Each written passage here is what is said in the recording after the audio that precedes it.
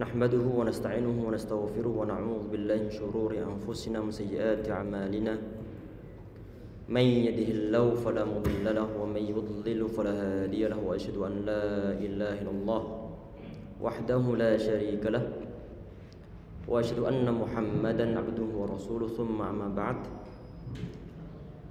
Bapak-bapak sekalian, ikhwah sekalian yang insyaallah dirahmati oleh Allah Subhanahu wa taala. Kita lanjutkan insyaallah pembahasan tema fiqih. Insyaallah tema untuk hari ini masih melanjutkan tema-tema sebelumnya, yaitu tentang larangan-larangan di saat kita sedang sholat. Ini hal yang perlu untuk kita ketahui karena tentunya kita ini saat hidup di dunia ingin mengumpulkan pahala sebanyak-banyaknya dari segala arah. Kalau istilah kampung anak itu nyari ceper-ceperan. Ceper-ceperan yang berupa pahala. Tahu ceper-ceperan? Jadi ada misalnya pekerjaan inti, kemudian ada pekerjaan-pekerjaan sampingan.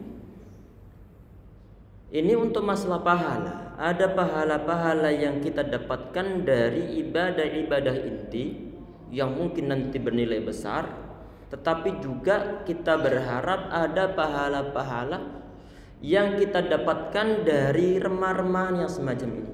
Tentang masalah apa? Tentang masalah perlu kita ketahui ada hal-hal yang dilarang di saat kita sedang sholat oleh Nabi Muhammad SAW. Tentunya tujuan kita untuk apa ini? Untuk mendapatkan surganya Allah SWT, untuk mendapatkan piala akhirat. Saat ini lagi heboh-hebohnya piala dunia, Maroko lah, mungkin mana lah, rebutan piala dunia.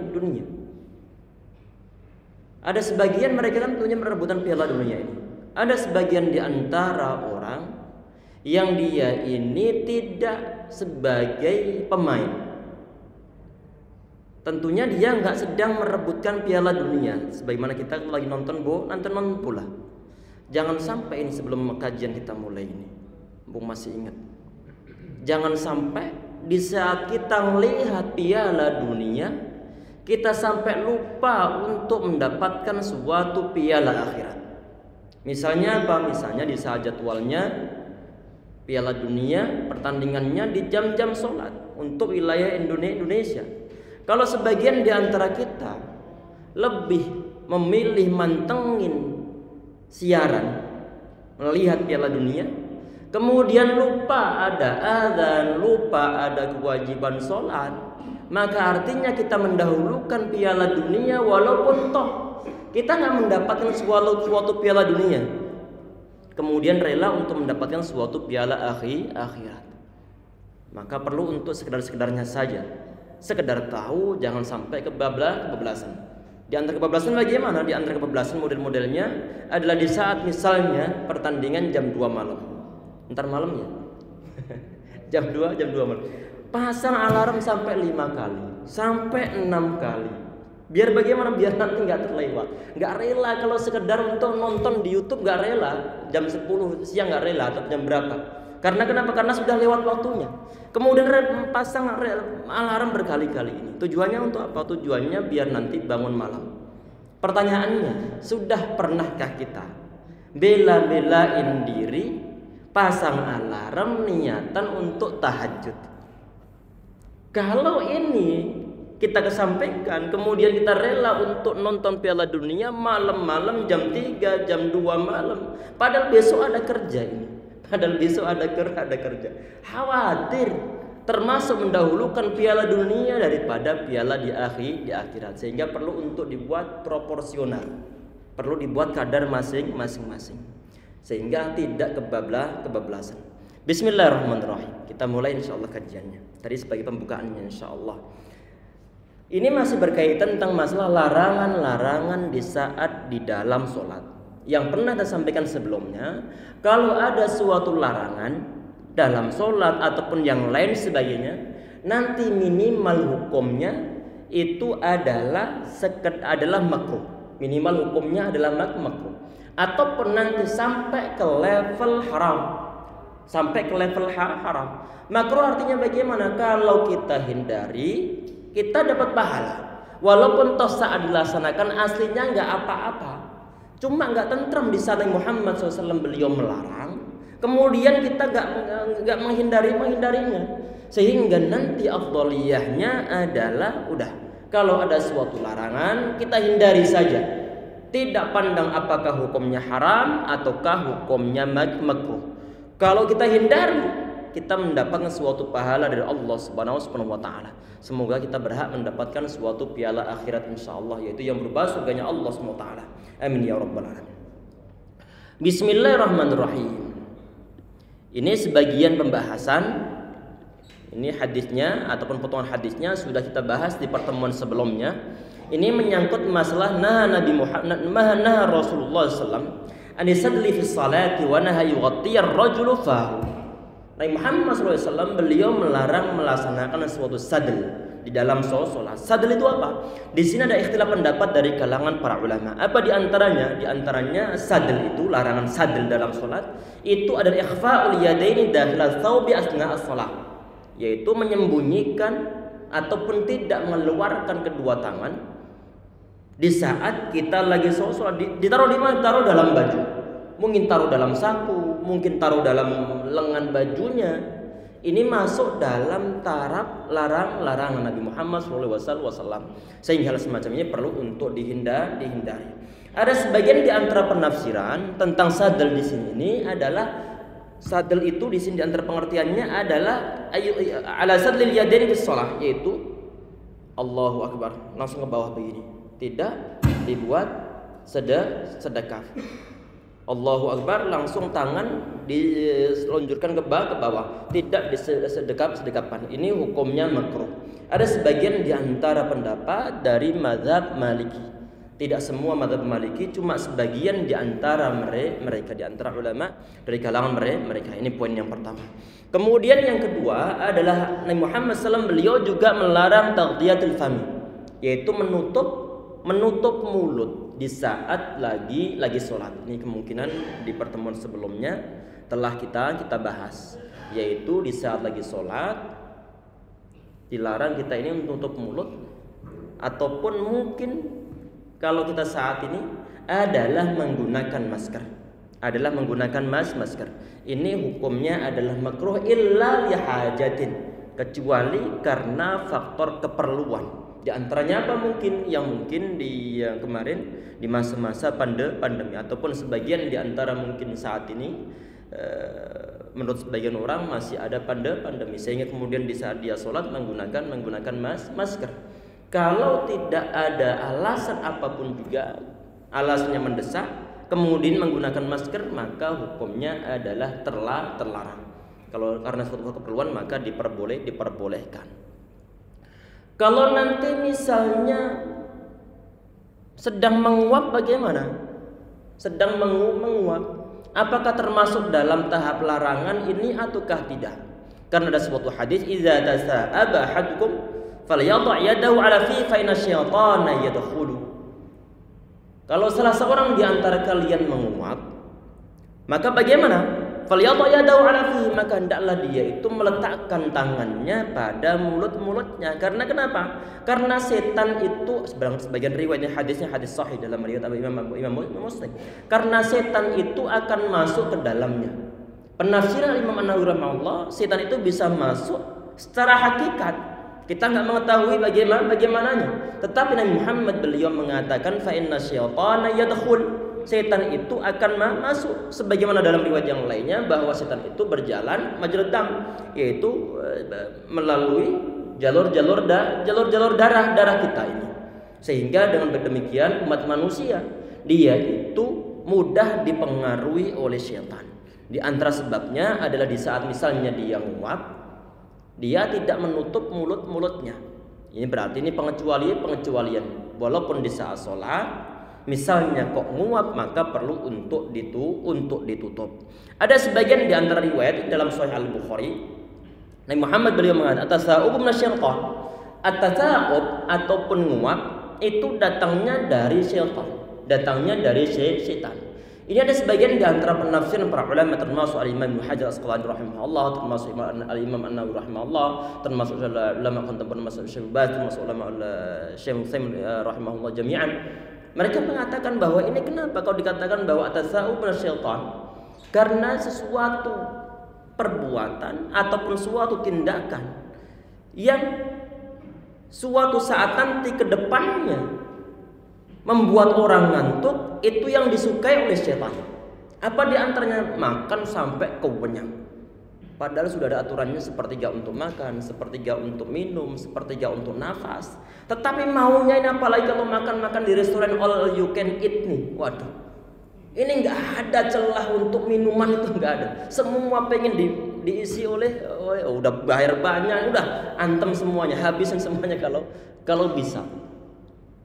Yang model-model begini-begini nih, kalau perut sudah penuh, sudah kenyang, perut kita bekerja sehingga mungkin rasa kantuk itu akan menyerang, malas untuk bergerak, malas untuk beribadah, bawaannya ini guling aja, bawaannya guling aja di ruang ber-AC,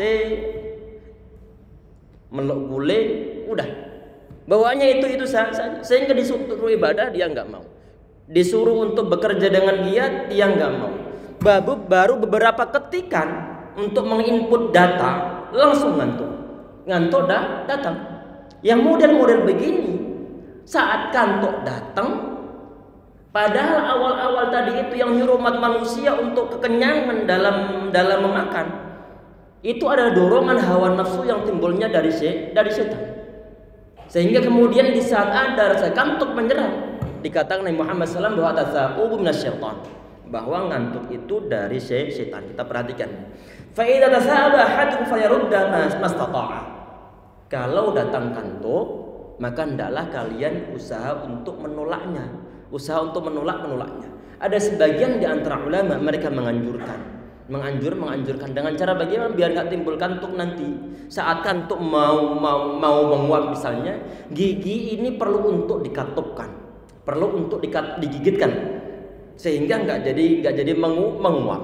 Kalau seandainya terpaksa menguap karena sangat ngantuk, memang karena mungkin bukan karena faktor kekenyangan, tetapi memang sudah lembur, sudah sejak kemarin, sehingga ngantuk hal yang wajar, manusia kantuk-kantukan. Tapi jangan sampai lupa tadi itu aturannya adalah perlu kita menutup mulut kita, walaupun toh di saat lagi sholat. Tapi kita berusaha semaksimal mungkin untuk menahan dari rasa kantuk. Kita perhatikan, fa inna hadakum idza qalaha dhahika syaitan. Ini termasuk membuat bahagia setan. Apa itu? Kalau salah seorang di antara kalian, kata Nabi Muhammad SAW, menguap, kemudian sampai timbul suara wah, orang Indonesia, wah, maka nanti yang tertawa terbahak-bahak siapa ini? Setan. Dia bahagia, merasa sukses, dia telah menggoda umat manusia, merasa sukses bahwa dia telah membuat malas umat manusia, sehingga kemudian di saat ada umat manusia, kemudian dia menguap, kebetulan tidak ditutupi sama sekali, sampai timbul suara. Ini putus-putus ya? Ya, suaranya putus-putus? Enggak ya, normal. Alhamdulillah. Sampai timbul suara, maka nanti setan ini dia merasa bahagia. Karena kenapa? Setan itu pengennya umat manusia dalam keadaan tidak produktif, baik dari segi ibadah ataupun dari segi kerja. Pengennya begitu. Pengennya membuat umat manusia merasa sengsara, menderita. Kok bisa menderita? Nanti bagaimana kalau masalah urusan kerja? Kalau misalnya atasan dia melihat ini anak buah baru tadi baru sholat, baru masuk kantor beberapa menit sudah ngantuk lagi. Ditegur berkali-kali. Kalau sampai nanti tidur berkali-kali sudah diberikan teguran kok nggak berubah juga, kemungkinan akan ada suatu sanksi tersendiri. Nanti yang bahagia di antara siapa? Di antaranya adalah setan nanti yang berbahagia. Di antaranya adalah setan. Karena kenapa? Di saat seorang muslim ini dia mungkin di DO dari sekolah, mungkin dikeluarkan dari pekerjaannya gara-gara pelor, nempel langsung molor misalnya, maka nanti secara otomatis dia itu akan kebingungan di saat mau mencari suatu pekerjaan. Akan terjadi suatu berantem dalam rumah tangga karena mungkin nafkahnya yang sebelumnya jatah sekian juta, tapi kemudian nggak ada pemasukan sehingga kemudian akan berantem sama istri. Anaknya nggak ada biayanya, biaya sekolah. Kemudian kalau sudah begitu bagaimana? Kalau sudah begitu dimungkinkan perbuatan jahat akan ada dalam otaknya untuk mendapatkan suatu duit tanpa halal. Walaupun itu awal-awal sekedar nguap, walaupun itu awal-awal sekedar kantuk ataupun tidur dalam kantornya. Yang bahagia siapa? Setan. Yang bahagia adalah setan. Karena pada dasarnya umat manusia, pada dasarnya setan itu pengen umat manusia mereka hidup menderita baik secara lahiriahnya ataupun secara batiniahnya. Kemudian di poin berikutnya, tadi ini sudah dibahas tentang bagaimana cara masuknya. Tadi Al-Imam An-Nawawi rahimahullah beliau mengatakan ada kemungkinan masuknya adalah masuk secara hakikat ataupun secara realita, walaupun toh kita nggak melihatnya. Kemudian di poin berikutnya ini ada larangan lagi. Faqad naha Rasulullah SAW, ini hadisnya juga hadis yang sahih bahkan muttafaqun alaih dalam Sahih Al-Bukhari sama Sahih Muslim. Naha Rasulullah SAW ayusalliyar rajulu mukhtasiran. Nabi Muhammad SAW beliau melarang seorang laki-laki, tentunya di sini masuk seorang perempuan juga, sholat dengan ini al-ikhtisar. Kita perhatikan ini adalah ini modelnya begini, berarti berkaca pinggangnya ataupun bertolak pinggang. Ini gambarnya orang bertolak pinggang. Jadi larang di antara larangan dalam sholat itu adalah kalau misalnya ini jarang terjadi di Indonesia. Anda sendiri belum pernah melihatnya, tetapi kalau seandainya ada orang sholat semacam ini masuk dalam larangan. Gak diperbolehkan sholat dengan model muhtasiran, meletakkan kedua tangannya di atas ataupun pada pinggangnya. Ini para ulama ini aslinya berbeda pendapat tentang masalah arti kata muhtasiran. Al-Imam An-Nawawi dan juga ulama-ulama yang lainnya dan juga para ulama ini bahwa ayusalliya alladhi yusalli wa yadu ala khasiratihi. Jadi kalau seorang laki-laki itu dia sholat sedangkan tangannya di pinggangnya, maka itu termasuk muhtasiron tadi itu tidak diperbolehkan. Ada sebagian di antara ulama di sini adalah Imam Al-Harr rahimahullah, beliau mengatakan bahwa muhtasiron itu adalah modelnya adalah ya'khudha bi yadihi 'asa yatawakkau 'alaiha wal 'aslu samma mukhsiratan. Di sini ini kalau seorang laki-laki itu dia sholat sambil memegang tongkat, tongkat. Dia bersandar pada tongkatnya. Ini di antara penafsirannya. Ada lagi di antara penafsiran di sini ini adalah kalau seorang itu dia sholat membaca suatu surat, kemudian dia membaca satu ayat ataupun dua ayat di akhir surat, maka termasuk dalam kategori muhtasiran. Dalam kategori muhtasiran nggak diperbolehkan. Saat misalnya ditanya, ini kenapa kok dilarang model-model sholat yang semacam ini? Ini adalah model-model perbuatan semacam itu ataupun gerakan semacam itu adalah gerakan orang-orang Yahudi.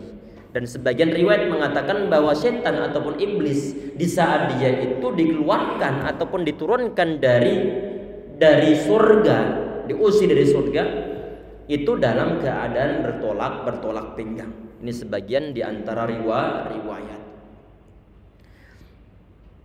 Ini pun kalau di Indonesia biasanya untuk model-model orang berkaca pinggang, orang bertolak pinggang, ini biasanya orang-orang yang mau berantem atau orang-orang yang menunjukkan bahwa ini loh diriku adalah orang kuat, ente nggak ada apa yang dibanding anak, sehingga kemudian dia berkaca pinggang. Ini pun masuk dalam kategori penafsiran di antara ulama. Kenapa kok dilarang berkaca pinggang atau bertolak pinggang di saat sedang sholat? Karena ada unsur takabburnya. Ini adalah penafsiran dari Al-Imam Al-Muhallabi rahimahullah. Kemudian di poin berikutnya kita perhatikan tadi ini sebentar. Wa amma hukmul ikhtisar fi sholati faqad dhahaba Ibnu Abbas wa Ibnu Umar wa Aisyah wa Malik wa Syafi'i wa Luqufah ila annahu makruh. Jadi Ibnu Abbas, Imam ataupun sahabat Ibnu Abbas, Umar, termasuk juga Aisyah, Malik, Syafi'i dan juga penduduk Kufah, mereka memakruhkan sholat dengan model-model berkacak pinggang. Tadi itu kembali lagi ya ikhwah sekalian, bahwa ini adalah suatu larangan. Kalau larangan maka hindari saja, tidak dipusingkan masalah apakah sekedar makruh ataukah memang hukumnya haram. Kemudian di antara larangan dalam sholat ini adalah an-nahyu 'anil aqsi fi shalah. Muhammad SAW beliau mengatakan dalam suatu hadis yang sahih, nah Nabi SAW ayusalli ar-rajulu wa ra'suhu maqus. Dan Nabi Muhammad SAW beliau melarang seorang laki-laki yang sholat sedangkan rambutnya dalam keadaan dikuncir. Sholat rambutnya dalam keadaan dikuncir. Misalnya rambutnya panjang, kemudian di saat dia sujud itu mungkin merasa bahwa rambutnya ini cukup mengganggu sehingga kemudian dia kuncir rambutnya. Ini adalah larangan Nabi Muhammad SAW, baik ditali dan menggunakan tali, menggunakan pita, menggunakan karet ataupun yang lain sebagainya. Intinya bahwa di saat kita misalnya qadarullah rambut kita pengen panjang ataupun panjang misalnya, kemudian kita sholat, maka biarkan saja nanti rambutnya berjatuhan ke bawah.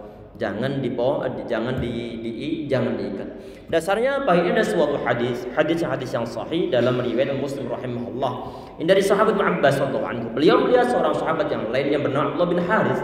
Beliau sholat, sedangkan rambut beliau dikuncir ke belakang. Faqama Ibnu Abbas yahluh. Kemudian beliau melepas ikatan rambut tersebut. Jadi seorang nih sholat nih yang bernama Abdullah bin Harith, dia sholat rambutnya dikuncir.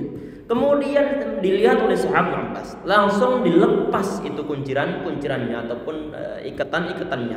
Setelah saya sholat, kemudian Abdullah bin Harith beliau langsung menghadap menemui sahabat Abbas radhiyallahu anhu. Kemudian ditanya, "Malaka wa ra'si?" Kenapa sih ente dengan rambut anak kok sampai dilepas? Kata beliau, mungkin beliau mengingkarinya. Faqala inni sami'tu Rasulullah sallallahu alaihi wasallam yaqul inna mathlu hadha mathlu alladhi yusalli wa huwa makhtuf. Sesungguhnya perumpamaan orang yang sholat sambil dalam keadaan rambutnya dikuncir, rambutnya dikepang atau mungkin diikat, itu adalah sebagaimana orang yang maktuf. Maktuf itu apa? Orang, nanti insya Allah ada pembahasan khusus. Maktuf di sini maksudnya adalah orang yang sholat sedangkan tangannya dalam keadaan diikat ke belakang.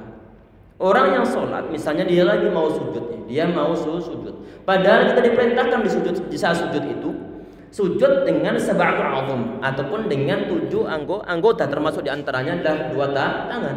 Kalau kedua tangan sampai diikat, maka dia tidak akan bisa sujud dengan sempurna.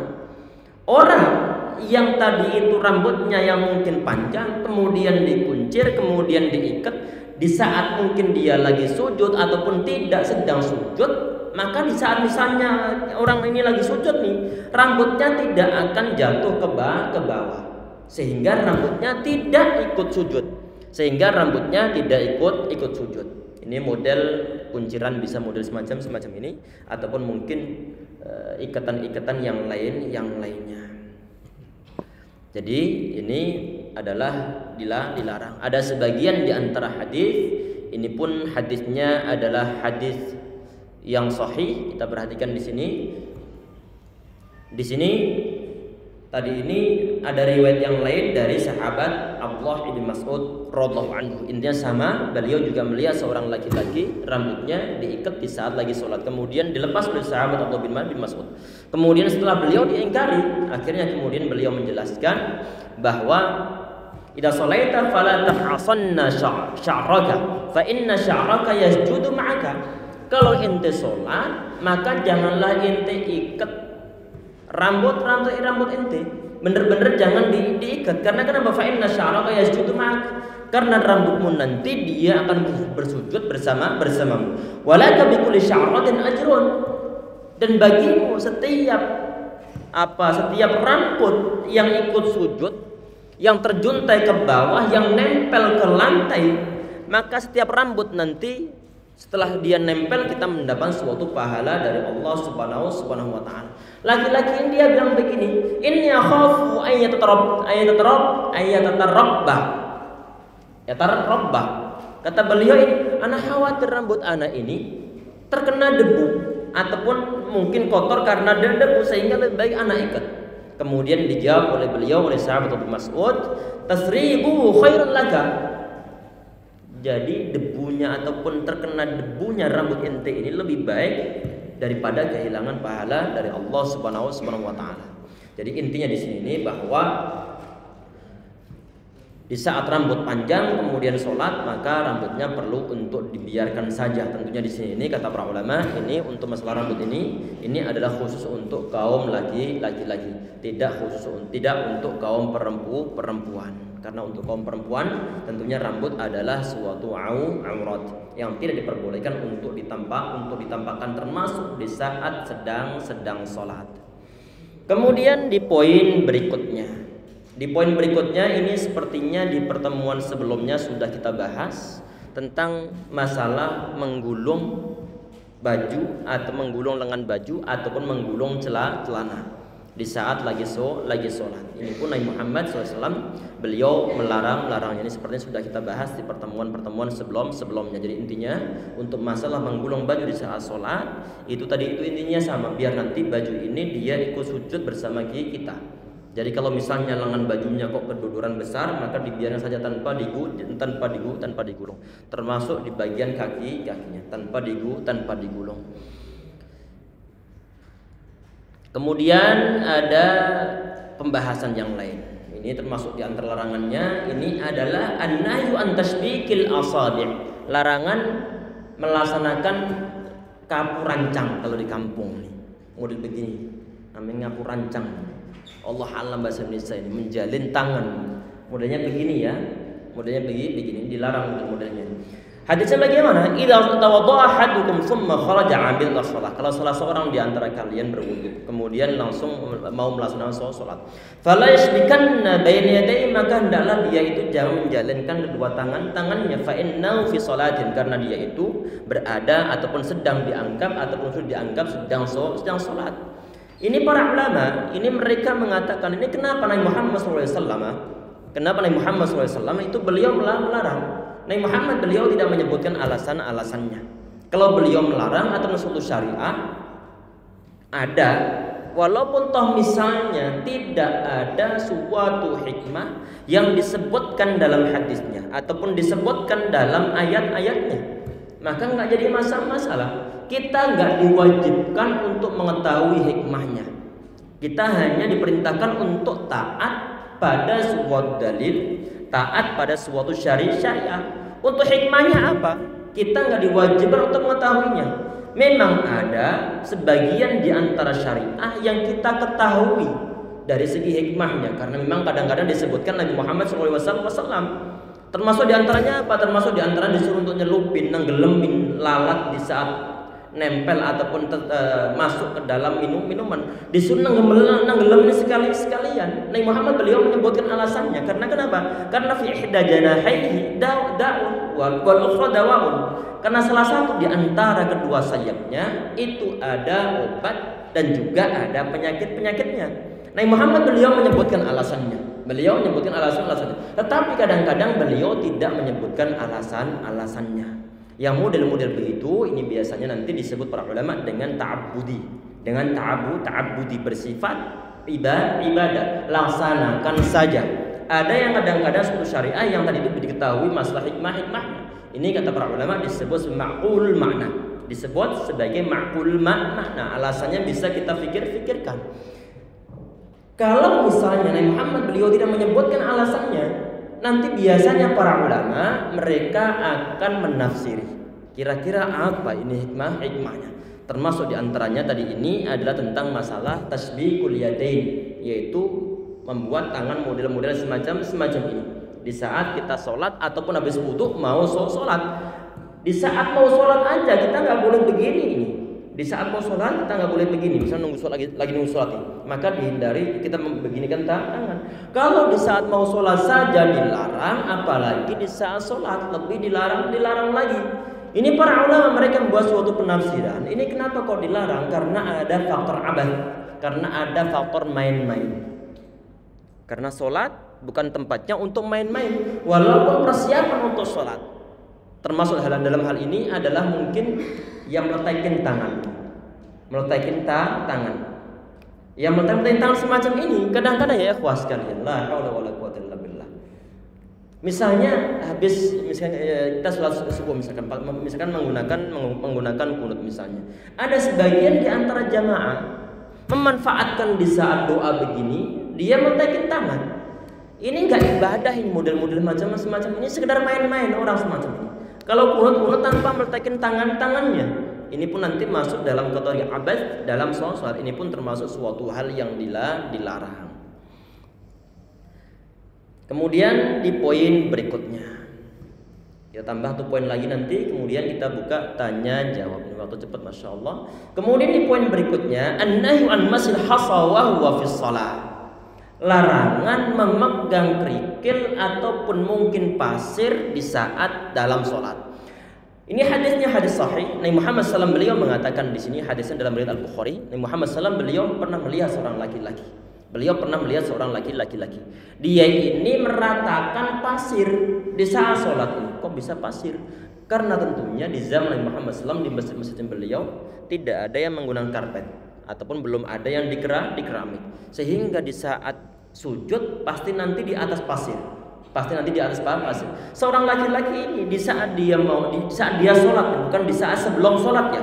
Kalau sebelum sholat semua ulama sepakat kebolehannya untuk diratakan terlebih dahulu. Atau misalnya di sini, misalnya di saat kita sholat nih di lantai tidak ada karpetnya, kemudian di sana ada kotorannya, kemudian kita singkirkan sebelum sholat. Ini para ulama sepakat tentang kebolehannya. Tetapi di saat sholat ini yang tidak diperbolehkan. Muhammad beliau pernah melihatnya. Kemudian di Muhammad setelah sholat, beliau mengatakan kunta fa'il fawahidah. Kalau ente pengen melaksanakan, pengen bersihkan tempat sujudnya, pengen diratakan, maka cukup sekali saja. Berarti cukup begini saja. Jangan ditambah sampai 2 kali ataupun bahkan sampai 3 kali. Memang ada sebagian di antara riwayat kebolehan 2 kali. Cuma yang lebih kuat adalah yang dibolehkan itu hanya 1 kali saja. Berarti hanya 1 kali usapan. Kenapa nggak diperbolehkan? Karena nanti yang pertama ada unsur al-abad ataupun main-main tadi. Yang kedua adalah mengganggu kekhusyuan dia. Sebagaimana kita ketahui bahwa untuk hal-hal yang mungkin mengganggu kekhusyuan kita, ini perlu kita jauhi. Termasuk misalnya kita mikir makanan, sehingga di saat dihidangkan makanan, ini di pertemuan sebelumnya kemarin kita bahas, kalau makanan sudah tersedia, maka kita dulukan makan daripada sholatnya. Kemarin kita bahas termasuk hukumnya. Termasuk misalnya ketidakbolehan untuk sholat dalam keadaan menahan pengen buang air besar ataupun pengen buang air kecil. Jadi hal-hal yang nanti dimungkinkan mengganggu kita di saat sholat, maka perlu untuk kita jauhi, perlu untuk kita kondisikan. Apa diantaranya? Misalnya kita lagi jemur baju. Dan dalam kondisi mendung, maka lebih baiknya diambil dulu bajunya daripada nanti sholat tahu-tahu kemudian jangan-jangan hujan. Maka untuk lebih baiknya udah hal-hal yang membuat kita tidak khusyuk dalam sholat, maka perlu untuk kita kondisikan sehingga nanti di saat kita ibadah kepada Allah SWT benar-benar khusyuk, benar-benar aman sampai selesai. Tadi ini ya ikhwas sekalian, bahwa di antara larangan Nabi Muhammad SAW di saat sholat itu adalah meratakan ataupun mungkin membersihkan tempat sujud di saat sholat. Dan masih berkaitan tentang masalah ini ya ikhwas sekalian. Pertanyaannya, kalau misalnya Anda nggak meratakan tempat sujud, cuman ada sesuatu yang nempel di sini, sesuatu yang nempel mungkin ini kok rasanya ngeres. Ngeres ini bukan ngeres bahasa Indonesia, tapi ngeres bahasa Jawa. Apa maksud bahasa Indonesianya? Merasa di sini ada sesuatunya, merasa risih kita ini. Merasa risih. Karena kenapa? Mungkin saat kita sujud, di sini tebal debunya mungkin terlalu tebal sehingga nempel di sini. Maka nanti bagaimana? Ini pun nanti makruh hukumnya untuk diusap. Kapan nanti kebolehan untuk usap? Adalah sehabis sholat. Karena Muhammad SAW dari suatu hadis yang sahih, beliau di suatu saat, ini saat Ramadan hujan-hujan, kemudian beliau sholat. Walaupun sudah ada atapnya, kan masih atapnya terbuat dari dari daun-daunan kurma ini, sehingga kalau hujan ya hujan akan bocor ke bawah. Kadang-kadang beliau sholat di sana ada bocoran-bocorannya. Sujud di tempat tersebut. Kemudian selesai sholat, para sahabat itu melihat ada bekas-bekas kotoran dari tanah atau mungkin pasir yang masih nempel di dahi Nabi Muhammad SAW. Ini disampaikan ataupun disimpulkan oleh para ulama bahwa kalau ada sesuatu yang nempel di jidat ataupun nempel di sini ini di saat kita sholat, maka biarkan saja sampai nanti kita selesai sholatnya, baru kemudian kita usap. Tadi ini hadisnya adalah hadis yang sahih. Mungkin sampai di situ ini insyaallah. Ini sudah di akhir, masih kurang 10 menit, kita manfaatkan untuk sesi tanya jawab. Barangkali ada.